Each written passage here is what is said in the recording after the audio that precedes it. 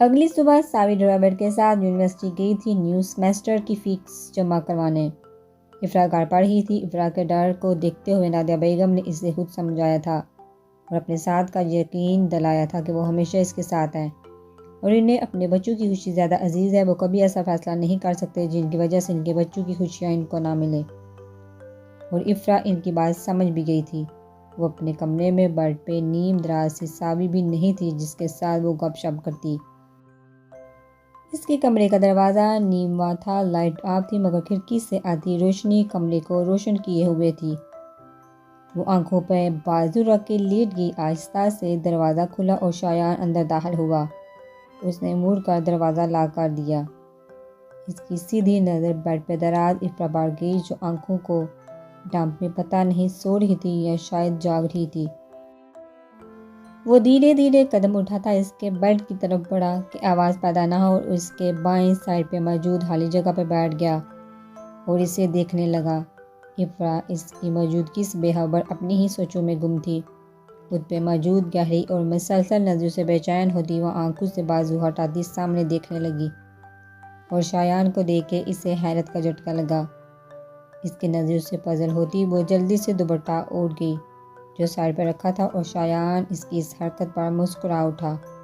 آپ یہاں کیا کر رہے ہیں؟ وہ نروس ہوتی ہوئی بولی۔ کچھ نہیں، اپنی مسز ٹوبی کو دیکھنے آیا تھا، اس نے اطمینان سے جواب دیا۔ جی؟ وہ حیرت سے آنکھیں پھاڑے اسے دیکھنے لگی۔ جی ہاں، کوئی مسئلہ ہے؟ اس نے افرا کی نقل اتارتے پوچھا۔ میں نے اب بھی ہاں نہیں کی اس رشتے کے لیے، وہ نظریں چراتی ہوئی ہکلا کر بولی اور وہ چپ چاپ اسے دیکھنے لگا۔ اس دن میری کسی بات کا اثر نہیں تھا ہوا تمہیں ایک دم اس کو بازو سے دبوچتا ہوا وہ گھرایا تو اسے ایک پل سمجھ ہی نہ آیا ہوا کیا ہے۔ میں وہ اس کی ری ایکشن سے ڈرتی ہکلائی۔ کیا میں وہ کہ میرے آگے تمہاری بولتی بند ہو جاتی ہے؟ لڑکولا ہوں یا آدم ہو جو تمہیں کھا جائے گا؟ وہ اسے گھورتے ہوئے لفظ چھپا چھپا کر بولا۔ مجھے کچھ وقت چاہیے۔ جواب ابھی دیا تو کیا؟ ادھر میری طرف دیکھو افرا، میں ایک لائق انسان ہوں۔ دوگلا پن مجھے نہیں آتا، نہ ہی میں کوئی ٹھڑکی ہوں جو ہر لڑکی کے ساتھ فلرٹ کرتا ہے۔ تو میری زندگی میں آنے والی پہلی اور آخری لڑکی ہو۔ میں ہر کسی لڑکی کو یوں ڈیفائن نہیں کرتا، نہ ہی کسی لڑکی کے لیے اسٹینڈ لیتا ہوں۔ میں نے تمہیں ڈیفائن کیا، تمہارا ساتھ دیا کیونکہ تم میرے لیے خاص ہو۔ آج سے نہیں، بہت پہلے سے میں تم سے محبت کرتا ہوں اور چاہتا ہوں تم میری محبت کا جواب محبت سے ہی دو۔ میں تمہیں اپنی عزت سمجھتا ہوں، اپنی عزت کی عزت کروانا شایان کو اچھی طرح آتا ہے۔ اگر تمہیں کسی قسم کا کوئی ڈر ہے تو کھل کے کہو، میرا وعدہ ہے ہر ڈر دور کر دوں گا۔ اتنی محبت، اتنی چاہ دوں گا کہ تمہارا دامن پڑ جائے گا، تم خود کے ہونے پہ ناز کرو گی۔ صرف ایک بار بھروسہ تو کر کے دیکھو۔ تم جتنا وقت چاہو لے لینا مگر بس شادی ہونے دو۔ میں اس کا چہرہ اپنے ہاتھوں کے پیالے میں لیے اس پہ اپنی محبت چاہت عیا کر رہا تھا۔ اس پہ اپنے لفظوں کا سحر چھوڑ رہا تھا اور وہ اس سحر میں کھوتی جا رہی تھی اور اسے یہ بھی دھیان نہ رہا کہ اس سب کے دوران وہ اس کے کس قدر قریب ہے۔ جواب دو، تمہیں میرا ساتھ قبول ہے نا؟ وہ یکٹک اس کی طرف دیکھ رہی تھی۔ اس کی آواز پہ ہوش کی دنیا میں واپس آئے۔ قبول ہے، قبول ہے، وہ بے خودی میں بول رہی تھی۔ بس یار، تیسری بار قبول ہے مت کہنا ورنہ نکاح ہو جائے گا، پھر ماما بابا کو کیا بتاؤں گا کہ ان کی بہو کو کس بات کی اتنی جلدی تھی کہ ان کے بغیر ہی نکاح کر لیا۔ شایان نے اس کی بات کرتے شرارت سے کہا تو افرا اپنی بے ساختگی پر بے خبری پہ شرمندہ سی سر جھکا گئی۔ اچھا اب تم راضی تو ہو، میں ماما پاپا سے بات کر لوں نا شادی کی؟ اس نے افرا کے جھکے ہوئے سر کو دیکھتے ہوئے پوچھا تو وہ شرما کر اپنا چہرہ ہاتھوں میں چھپا گئی۔ کیا وہ اپنے منہ سے اپنی شادی کی بات کرنے کا کہے؟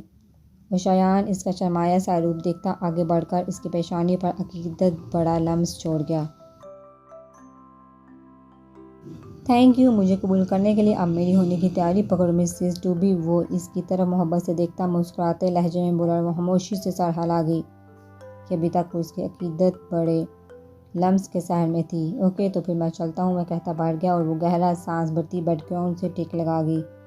ساوی کو اپنی اور افرا کی فیس جمع کرواتے کرواتے 12 بج گئے تھے۔ اس نے ڈرائیور کو کال کی کہ وہ آ کے اسے لے جائے مگر ڈرائیور کا نمبر بند جا رہا تھا۔ اس نے جھنجھلا کے فون بند کیا۔ وہ گیٹ سے باہر آئی کہ شاید ڈرائیور باہر ہی ہو، مگر وہ باہر بھی نہیں تھا اور واپس مڑنے کو تھی کہ اسے اپنے نام کی پکار سنائی دی۔ اس نے مڑ کر دیکھا تو حیران ہوئی کیونکہ اسے آواز دینے والا اشر تھا۔ اشر بھائی آپ یہاں؟ وہ حیرانی سے پوچھ رہی تھی۔ مجھے تم سے کچھ بات کرنی ہے افرا، کیا تم میرے ساتھ آؤ گی؟ اشر نے کہا۔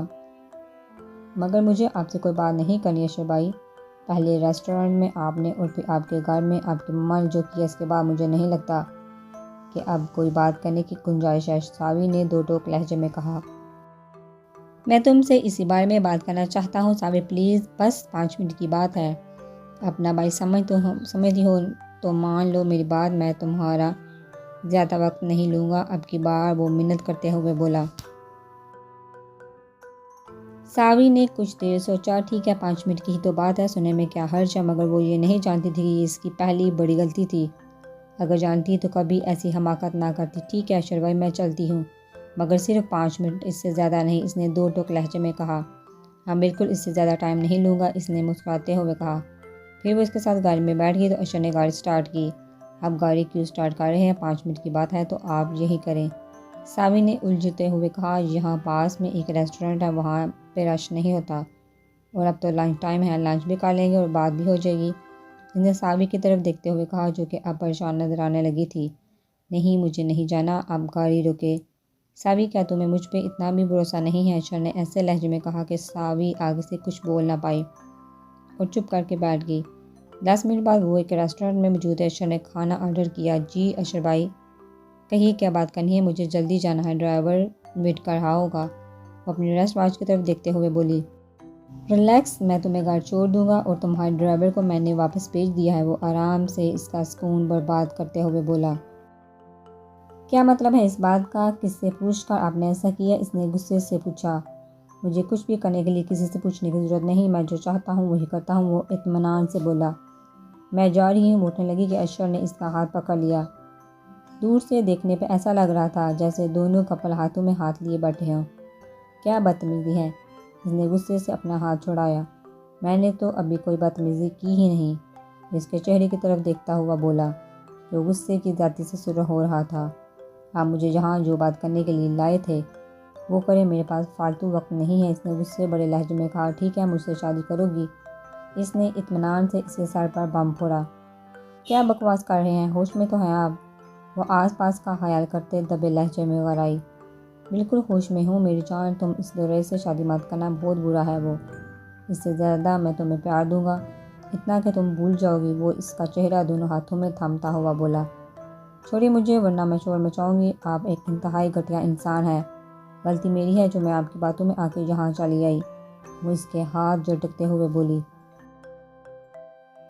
اب تو یہ غلطی تم کر چکی ہو مائی ڈیئر، وہ عجیب سے لہجے میں بولا، مگر ساوی نے کوئی دھیان نہ دیا۔ آئندہ اپنی شکل مت دکھائیے گا مجھے، وہ غصے سے کہتی اپنا بیگ رکھی روڈ پہ آ گئی اور ٹیکسی میں بیٹھ کر گھر روانہ ہو گئی۔ اس کے جانے کے بعد کوئی آدمی چلتا ہوا اشر کے پاس آ بیٹھا۔ کام ہوا؟ اشر نے پوچھا۔ جی جیسا آپ نے کہا تھا بالکل ویسا ہی کیا ہے، آپ ایک دفعہ چیک کر لیں، اسے دیکھ کر کوئی بھی مرد غصے میں پاگل ہو سکتا ہے، وہ فون اشر کی طرف بڑھاتا ہوا بولا۔ اشر نے فون تھاما اور فون میں موجود تصویریں دیکھتا ہوا شاطرانہ انداز میں مسکرا دیا۔ ساوی صرف اشر کی ہے، درید احمد صرف اشر کی۔ وہ کمینی مسکراہٹ سے بڑبڑایا، اس آدمی کو پیسے دیتا اٹھ گیا۔ دوریج آرچلیٹ گھر آیا تھا، اس نے اپنا فلیٹ لیا تھا جس کی رینوویشن کا کام چل رہا تھا، اس کا ارادہ تھا کہ وہ شادی کے بعد ساوی کے ساتھ وہی رہے گا۔ اسے پتہ تھا کہ چچا چچی ناراض ہوں گے اس بات پہ، مگر وہ ساوی کے ساتھ اپنے علیحدہ گھر میں رہنا چاہتا تھا جہاں وہ ہو، اس کی چڑیا ہو، معصوم سے ننھے منھے چڑے ہوں۔ آج بھی وہ فلیٹ کو دیکھنے گیا تھا جہاں کام تقریباً مکمل ہو چکا تھا، بس سیٹنگ کا کام رہتا تھا۔ اس نے ورکرز کو ہدایت دی تھی کہ جلدی کام کمپلیٹ کرے، انہوں نے 2 دنوں کا وقت مانگا تھا۔ وہ گھر پہنچا تو سبھی اپنے اپنے کمروں میں تھے، وہ اپنے کمرے کی طرف بڑھنے لگا جب مراد صاحب کے کمرے سے ساوی کا نام سن کے رک گیا۔ شایان نے مجھے بتایا ہے کہ افرا راضی ہے شادی کے لیے، اس لیے میں سوچ رہی تھی کہ پھر شادی میں دیر کیسی، نادیہ بیگم مراد صاحب کو بتا رہی تھی۔ ایک بار خود افرا سے پوچھ لو، شایان کا کیا بھروسہ خود سے ہی اس کی طرف سے ہاں کہہ دیا ہو، مراد صاحب نے کہا۔ اب اتنا بھی برا نہیں ہے میرا بیٹا شایان، سے بات کے بعد افرا سے بھی پوچھ چکی ہوں میں۔ اس نے ہاں میں جواب دیا ہے، انہوں نے حقیق سے کہا تو مراد صاحب ہنس پڑے۔ اچھا ٹھیک ہے، بہت اچھا ہے آپ کا بیٹا، اب ساوی کے بارے میں بھی کچھ سوچ لو، انہوں نے کہتے ساوی کے بارے میں یاد لایا۔ اس کے بارے میں بھی سوچ لیا ہے میں نے، اس کے جو رشتہ آیا ہے وہ بہترین ہے، شایان کے ولیمے پہ اس کی منگنی کر دیں گے۔ مجھے اپنی بچی پہ پورا یقین ہے، وہ کبھی ہمیں انکار نہیں کرے گی، ان کے لہجے میں مان بول رہا تھا۔ یہ تو بہت اچھی بات ہے، مراد صاحب نے سر ہلایا اور باہر کرے درید کی ذات جٹکو کی زد میں تھی۔ اس کی ساوی کسی اور کی ایسے کیسے ہو سکتا ہے؟ کیا چچا چچی کو میں نظر نہیں آیا؟ مطلب اشر سچ کہہ رہا تھا۔ چچی جان نے مجھ پر کسی اور کو فوقے دی، میں ان کا اپنا ہوں نہیں اسی لیے۔ کیا انہیں میں نظر نہیں آیا؟ کیا وہ مجھ سے پیار نہیں کرتی؟ مختلف طرح کی منفی سوچیں تھیں جنہوں نے اسے گھیر لیا تھا، اور وہ بارے ہوئے قدموں سے اپنے کمرے کی طرف چلا گیا اور بغیر چینج کیے بستر پہ ڈہ گیا۔ غصے سے اس کی دماغ کی رگیں پھول رہی تھی، اس کا بس نہیں چل رہا تھا ساری دنیا کو آگ لگا دے، کوئی اس کی ساوی کو چھین کر لے جائے اور وہ چپ چپ تماشا دیکھتا رہے۔ ایسا تو کبھی مر کا بھی نہیں ہونے دوں گا میں، تم صرف میری ہو ساوی، صرف میری، کچھ بھی کر سکتا ہوں تمہیں پانے کے لیے، کوئی تمہیں مجھ سے چھین نہیں سکتا، میں جان لے لوں گا اس کی جس نے میری چڑیا کو مجھ سے دور کرنے کی کوشش کی۔ وہ بڑکتے ہوئے سوچ رہا تھا، ساوی سے مخاطب ہوا اور ہر سوچ کو جھٹک کر فریش ہونے چلا گیا۔ نادیہ بیگم نے کھڑکی سے جھانک کر باہر دیکھا تو درید جا چکا تھا، وہ مسکرائے ہوئے واپس بیڈ پر جا کے بیٹھ گئی۔ یہ سب کیا تھا نادیہ؟ مجھے کچھ سمجھ نہیں آئی، تم نے ایسا کیوں کہا کہ ساوی کے لیے رشتہ آیا ہے جبکہ تم جانتی ہو وہ درید کی مانگ ہے، اور تم مجھے اشارے کیوں کر رہی تھی؟ چپ رہنے کے لیے مراد صاحب نے الجھتے ہوئے پوچھا۔